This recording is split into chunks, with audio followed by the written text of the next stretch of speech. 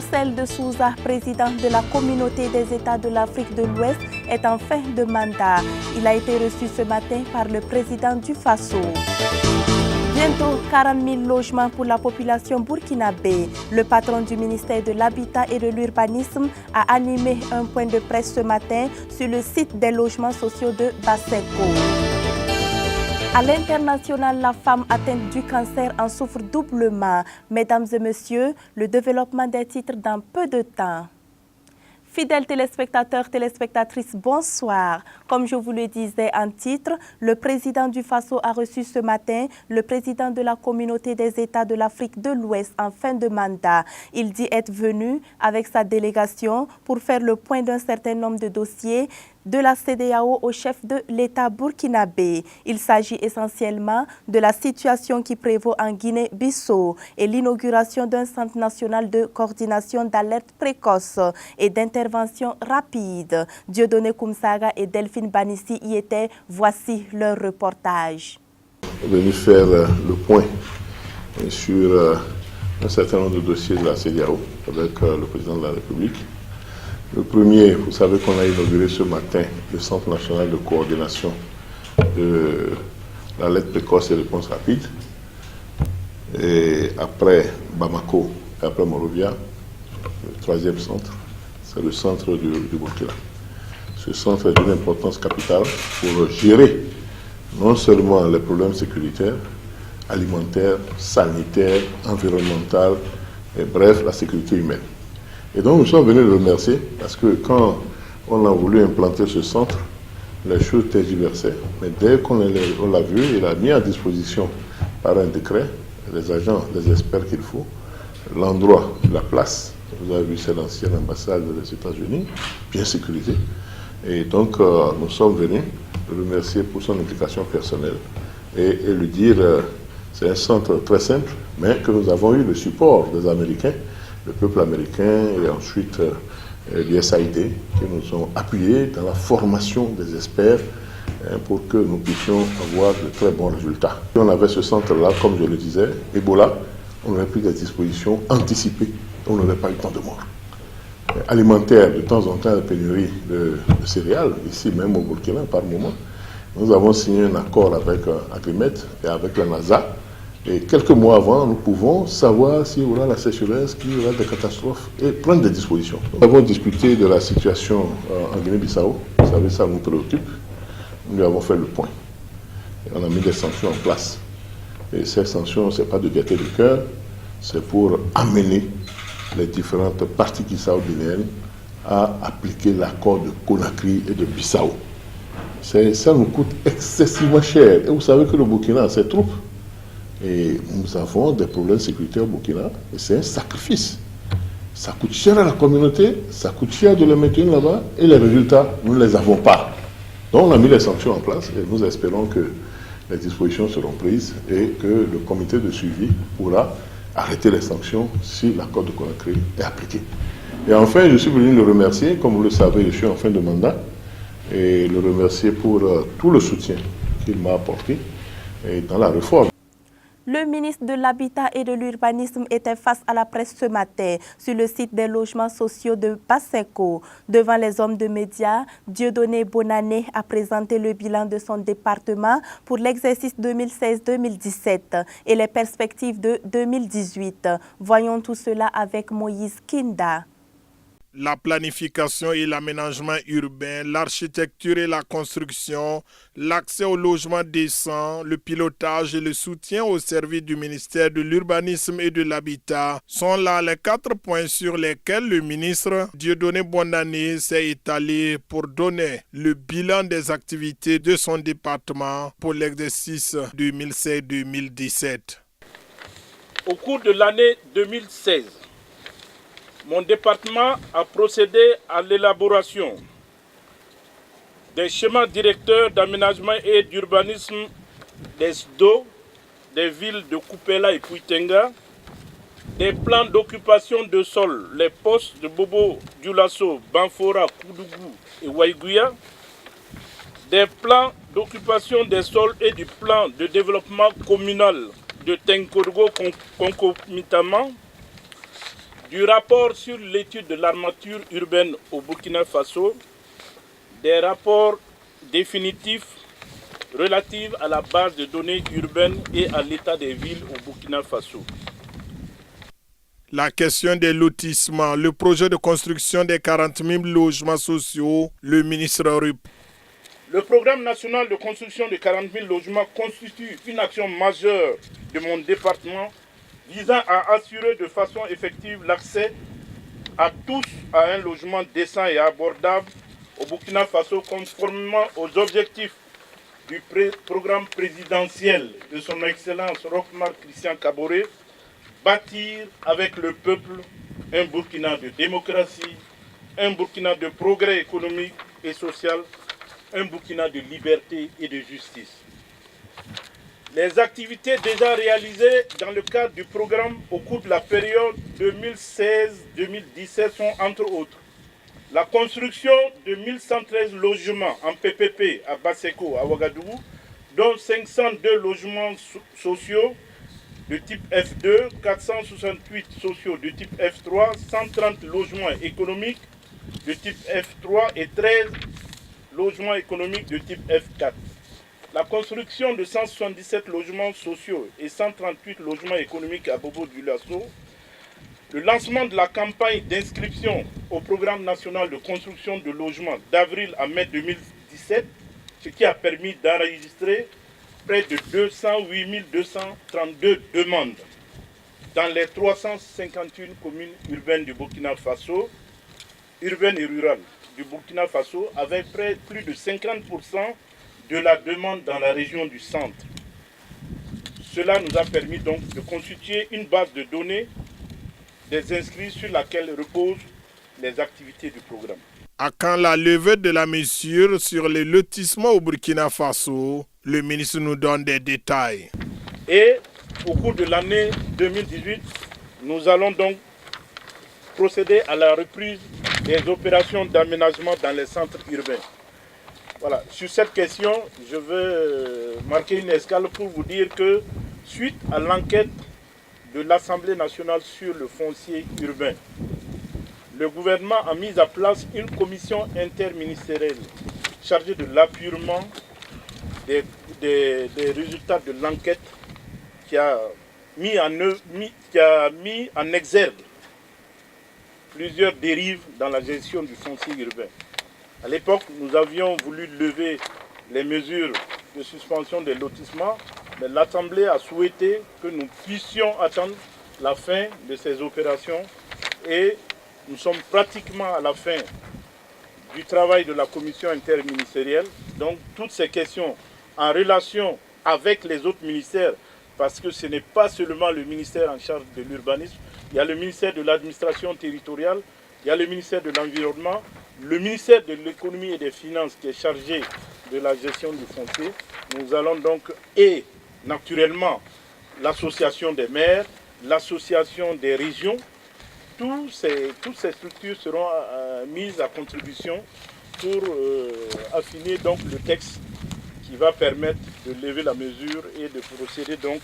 Pourquoi les opérateurs économiques qui, malgré la suspension de la mesure de lotissement au Burkina Faso, continuent de faire des lotissements et des constructions? Nous avons délivré actuellement 55 autorisations de lotissement, je dis bien de chefs-lieux de communes rurales. Autour de Ouagadougou, nous n'avons délivré aucune autorisation de lotissement. Je dis bien aucune autorisation de lotissement. Il y a un certain nombre d'actes frauduleux, il y a la désinformation. Nous avons mis les services de sécurité sur la trace des réseaux. Et chacun répondra de son acte. Voilà, je tiens à être clair sur cette question. Chacun, les complices comme les auteurs, chacun répondra de sa forfaiture.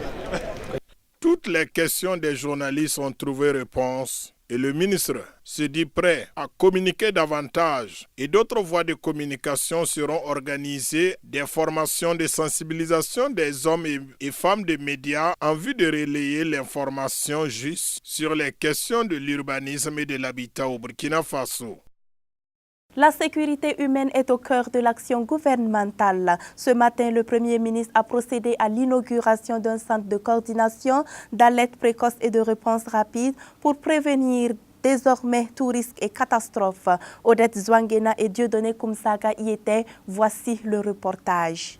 Après le Mali et le Libéria, le Burkina Faso est le troisième pays de la Commission de la Communauté économique des États de l'Afrique de l'Ouest à disposer d'un centre national de coordination du mécanisme d'alerte précoce et de réponse aux risques sécuritaires. Le Premier ministre a procédé ce matin à son lancement. Ça peut concerner donc des catastrophes humanitaires du genre crise alimentaire. Ça peut concerner donc des crises sanitaires, vous l'avez vu récemment avec la question de Ebola qui a proliféré rapidement dans beaucoup de pays. Ça concerne également ce que nous connaissons, les crises sécuritaires avec les questions du djihadisme. Donc c'est pour vous dire que c'est un mécanisme qui va nous permettre vraiment d'avoir une vie d'abord sur notre pays, sur ce qui se passe dans notre pays, mais également d'avoir une vie agrégée sur l'ensemble des pays de la CEDEAO. Sous l'initiative de la CEDEAO, le centre a été réalisé à un coût de 2 milliards de francs CFA et financé par les États-Unis d'Amérique. Donc il y a au moins 3 centres de crise. Il y a ceci, alerte précoce et la réponse. Et pour la sécurité, il y a aussi le centre unifié. Et pour la santé publique, il y a aussi un centre de détection et réponse. Donc c'est très important la coordination. Notre soutien, c'est les équipements, surtout les ordinateurs, les matériels de centres de crise et la formation. Dans cette salle de situation, le Premier ministre et ses hôtes sont en connexion depuis Abuja, Nigeria, recueillant des informations au niveau de l'espace. Tous les matins, il y a une équipe qui se réunit, recueille les informations dans tous les pays de la CEDEAO, analyse et met ces éléments dans un journal qu'on appelle le Daily Warning. Il s'agit d'anticiper sur les menaces, sur les risques, tout ce qui concerne la sécurité humaine. Et c'est comme ça que nous pouvons bâtir le destin commun que nous voulons réaliser au sein de la CEDEAO. Alors, une fois qu'on a réuni tous ces éléments, les politiciens s'en chargent. Et dans chaque pays, c'est au niveau Premier ministre. Et quand ça concerne le Burkina, le Premier ministre est averti, il réunit les membres du mécanisme Early Warning.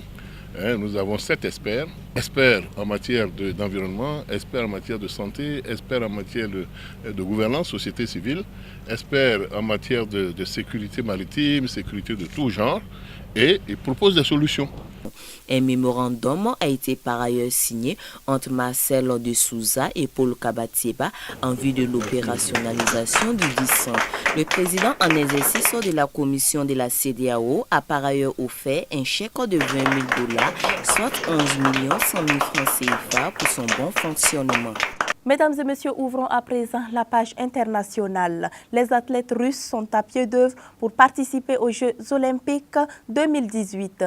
Et pourtant, jusque-là, ces derniers n'ont pas reçu d'invitation. Le constat dans ce élément. Le temps tourne pour les athlètes russes qui espèrent toujours participer aux Jeux olympiques mais qui n'ont pas reçu d'invitation en raison des soupçons de dopage. 32 d'entre eux espéraient ce mercredi une décision du tribunal arbitral du sport, mais l'institution a repoussé son verdict qui pourrait tomber quelques heures seulement avant le début ce vendredi des JO d'hiver. Également dans l'expectative, le président du CIO, Thomas Bach, n'a pas souhaité faire de spéculation.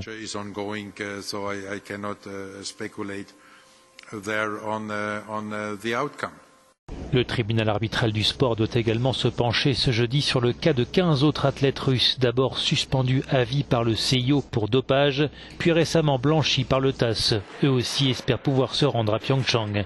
La Russie a été écartée de ces Jeux d'hiver après qu'un rapport a conclu à l'existence d'un système de dopage d'État. 168 sportifs russes, jugés propres, ont toutefois été invités aux Jeux, mais ils devront concourir sous drapeau neutre. Des femmes et des hommes sont sortis massivement devant l'ambassade de Rwanda en Israël pour contester contre les projets d'expulsion. Constat. La foule s'est rassemblée devant l'ambassade du Rwanda en Israël.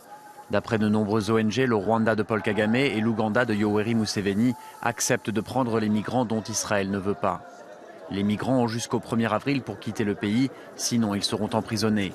S'ils acceptent de partir avant cette date, le gouvernement leur paye $3 500 et un billet d'avion. Mais ceux qui sont déjà partis affirment que leurs droits ne sont pas respectés au Rwanda et en Ouganda. Je suis content de voir autant de monde, des demandeurs d'asile africains, mais aussi des Israéliens. Nous sommes ici car nous sommes inquiets pour notre avenir. La grande majorité des 40 000 migrants en Israël viennent d'Érythrée et du Soudan, deux pays très critiqués pour leur violation des droits humains. Mais le gouvernement parle de migrants économiques qui, selon lui, ont transformé certains quartiers de Tel Aviv en bidonvilles. On m'a dit « retourne dans ton pays ». Moi, je suis un demandeur d'asile, je ne veux pas quitter Israël. Je suis ici debout. Je ne veux pas être expulsé, je suis un réfugié. Les autorités sont très critiquées par la gauche, certains rabbins et des rescapés de l'Holocauste. Selon eux, Israël est un refuge pour les Juifs qui fuient la persécution et le pays devrait se montrer plus généreux avec les migrants. On a réussi à mobiliser de nombreux Israéliens, car soudain, ils se sont rendus compte que le gouvernement va expulser d'authentiques réfugiés.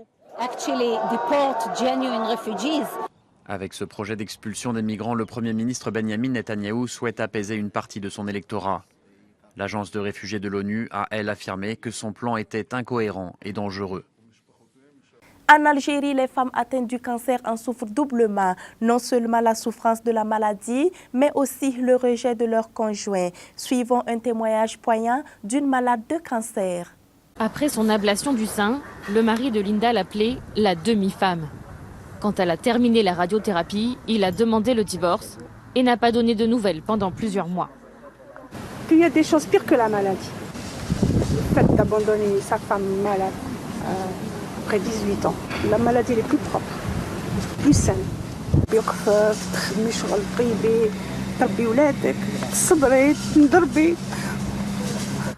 Elle serait des centaines en Algérie à être rejetée lors de la découverte d'un cancer du sein. Des dizaines de patientes n'ont d'autre choix que de taper à la porte d'une association venant en aide aux malades. Certaines préfèrent rompre avec leur conjoint avant qu'eux ne le fassent. D'autres tentent de dissimuler la maladie à leur famille. La malade qui refuse de dénoncer sa maladie, elle dit non. Pourquoi? Parce que d'autres personnes, ils se font fuir. Il va m'abandonner. Des malades, elles sont là à porter une perruque, à porter le hijab bien avant de commencer la chimiothérapie. Elle sait qu'elle va perdre ses cheveux. Près de 10 000 cas de cancer du sein sont détectés chaque année en Algérie. Environ 3 500 femmes en décèdent. Difficile d'accéder à la chirurgie reconstructive à cause de longues listes d'attente dans le secteur public et de coûts très élevés dans le privé. Fidèles téléspectateurs, téléspectatrices de Canal Vie Mkwera, ainsi s'achève cette édition. Merci de l'avoir suivi. Je vous retrouve demain à la même heure.